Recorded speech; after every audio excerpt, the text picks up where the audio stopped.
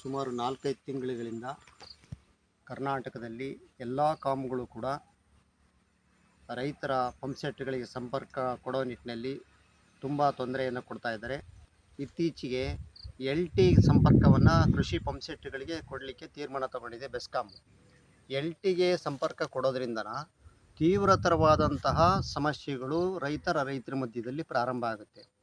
LTಗೆ ಸಂಪರ್ಕ ಕೊಡೋದಾದರೆ 14-15ನೇ ಇಸ್ವಿಯಿಂದ ಸೀನಿಯಾರಿಟಿ ಇರೋರನ್ನು ಕೂಡ ಯಾಕೆ ಹಿಂದಕ್ಕಿಟ್ಟಿದ್ದು, ಆಮೇಲೆ 21ನೇ ಇಸ್ವಿಯ ಕೊನೆ ಭಾಗದವರೆಗೆ ಮಾತ್ರ ನಾವು ಕೊಡ್ತೀವಿ, ಸೀನಿಯಾರಿಟಿ ಮೇಂಟೈನ್ ಮಾಡ್ತೀವಿ ಅಂತ ಇವಾಗ ಹೇಳ್ತಾ ಇರುವಂಥ ಇಲಾಖೆಗಳು ಇಷ್ಟು ವರ್ಷ ಕಾಂಟ್ರಾಕ್ಟ್ದಾರರುಗಳು ಮತ್ತು ವಿದ್ಯುತ್ ಇಲಾಖೆಯ ಸಿಬ್ಬಂದಿಗಳು ಸೇರಿಕೊಂಡು ಬೇಕಾದಷ್ಟು ಅವ್ಯವಹಾರಗಳನ್ನು ಮಾಡಿ ಆ ಮುಖಾಂತರ ರೈತರ ಶೋಷಣೆಯನ್ನು ಮಾಡಿ TCಗಳನ್ನು ಕೊಡಲಿಕ್ಕೆ 50,000, 70,000, 80,000 ಲಕ್ಷಗಟ್ಟಲೆ ಹಣ ತೊಗೊಂಡಿದ್ದು ಆಯಿತು. ಸೀನಿಯಾರಿಟಿಯನ್ನು ವೈಲೇಟ್ ಮಾಡಿದ್ದು ಇದೇ ಕಾರಣಕ್ಕೇ, ಈ ಅಪರಾಧ ಮಾಡಲಿಕ್ಕೆ.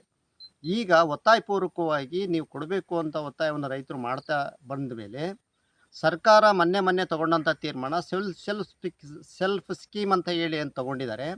ರೈತರು ಸ್ವಯಂ ವೆಚ್ಚದಲ್ಲಿ ವಿದ್ಯುತ್ ಸಂಪರ್ಕವನ್ನು ತಗೋಬೇಕು, ಎಲ್ಲ ವೆಚ್ಚವನ್ನು ಕೂಡ ಅವರೇ ಭರಿಸಬೇಕು ಅನ್ನೋ ನೀತಿಯನ್ನು ವಾಪಸ್ ತಗೋಬೇಕು ಅಂತ ಕಳೆದ 4 ತಿಂಗಳ ಹಿಂದೆ ಮುಖ್ಯಮಂತ್ರಿ ಸಿದ್ದರಾಮಯ್ಯ ಅವ್ರ ಜೊತೆಗೆ ರೈತ ಸಂಘ ಮಾತಾಡಿದಂಥ ಸಂದರ್ಭದಲ್ಲಿ ಇಲ್ಲ, ಅದು ತಪ್ಪಾಗಿದೆ, ನಾವು ಹಿಂದೆ ಹೆಂಗಿದ್ದ ಹಂಗೆ ಮುಂದುವರಿಸ್ತೀವಿ ಅಂತ ಮಾತು ಕೊಟ್ಟು 4 ತಿಂಗಳಾಗೋಯಿತು.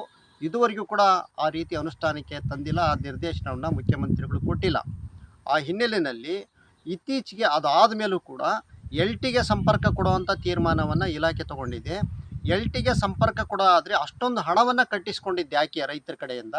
ರೈತರೆಲ್ಲ ತಿಳ್ಕೊಂಡಿದ್ದಾರೆ ಸಮಸ್ಯೆ ಕಡಿಮೆ ಆಗುತ್ತೆ, ನಮಗೆ ವೋಲ್ಟೇಜು ಸಾಕಾಗುತ್ತೆ, ನಮಗೆ ಸ್ವಂತ TC ಆಗಬೇಕು ಅನ್ನೋ ಕಾರಣಕ್ಕೆ ಇಲಾಖೆ ಹೇಳಿರೋ ಅಷ್ಟು ಹಣವನ್ನು ಕಟ್ಟಿ ಆಗಿದೆ. ಮತ್ತು ಇಲ್ಲೇ ತನಕ ರೈತರು ಕೇಳಿದ ಹಾಗೆ TCಗಳನ್ನು ಅಳವಡಿಸಿ ಕೊಟ್ಟಿದ್ದಾರೆ. ಈಗ LTಗೆ ನಾವು ಸಂಪರ್ಕ ಕೊಡ್ತೀವಿ ಅಂತ ಹೇಳ್ತಾ ನಿಮಗೆ TC ಹಾಕಲಿಕ್ಕೆ ನಾವು ಹಣ ತಗೊಂಡಿಲ್ಲ ಅಂತ ಇಲಾಖೆಯ ಅಧಿಕಾರಿಗಳು ಹೇಳೋ ಮಾತು ನಿಜಕ್ಕೂ ತುಂಬ ಹಾಸ್ಯಾಸ್ಪದವಾದಂತಹ ವಿಚಾರ. ಆ ಹಿನ್ನೆಲೆಯಲ್ಲಿ ಹಿಂದೆ ಹೇಗಿತ್ತು ಅದೇ ರೀತಿಯಲ್ಲಿ ಸರ್ಕಾರ ಅಕ್ರಮ ಸಕ್ರಮ ಪಂಪ್ಸೆಟ್ಗಳಿಗೆ ಸಂಪರ್ಕ ಕೊಡುವಂಥ ಕೆಲಸವನ್ನು ಮುಂದುವರಿಸಬೇಕು. ಆಮೇಲೆ ಇದುವರೆಗೆ ಏನು ವೈಲೇಟ್ ಮಾಡಿದ್ದೀರಿ ನೀವು ಸೀನಿಯಾರಿಟಿಯನ್ನು ವೈಲೇಟ್ ಮಾಡಿರೋ ತಪ್ಪನ್ನು ಹೊಣೆನ ಇಲಾಖೆಯ ಅಧಿಕಾರಿಗಳೇ ಹೊರಬೇಕಾಗಿದೆ.